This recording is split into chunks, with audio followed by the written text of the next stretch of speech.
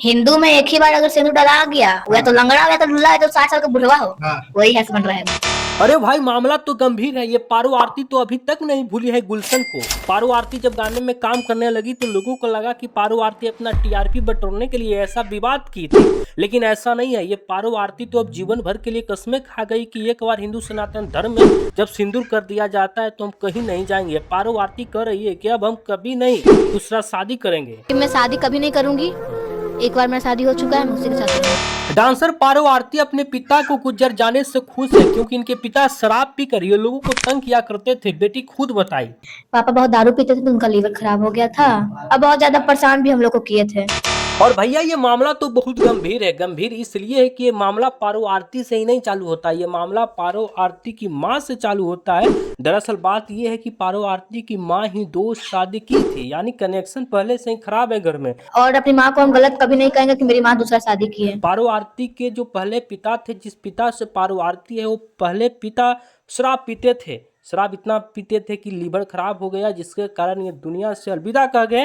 फिर पारो आरती की माँ दूसरी शादी करती है और ये दूसरे पिता पारो आरती के घर में है, जिसके कारण सौतेला व्यवहार होने लगा पारो आरती के साथ में, जिसके कारण पारो आरती भी अपना एक अलग स्टैंड ली।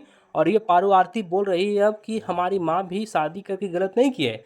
बात ये यहाँ पे हो जाता है कि चोर चोर मौसेरा भाई, दोनों का मामला तो गंभीर है हो गया है। जिस तरह से पारो आरती अपने समाज को, अपने परिवार को बदनाम करने का काम की, उस प्रकार से उनके माता जी भी किए थे। तो दरअसल बात यही है कि मामला गंभीर है पहले से ही। बाकी आप सब क्या सोचते हैं, आप भी अपने विचार को कमेंट पे रखिएगा। ये पारो आरती अभी भी बोल रही है कि हिंदू सनातन धर्म में शादी एक बार होता है, यानी हिंदू सनातन धर्म को लेकर चल रही है पारो आरती। पारो आरती साफ तौर पे बताती है कि हम कभी भी गुलशन को छोड़कर किसी और के साथ नहीं जाएंगे, यानी दूसरा शादी नहीं करेंगे। ये पारो आरती लगातार सोशल मीडिया पे बयान दे रही है। बाकी आगे क्या होता है आप देखते रहिए, इनके बातों में कितना दम रहता है आगे तक देखना है।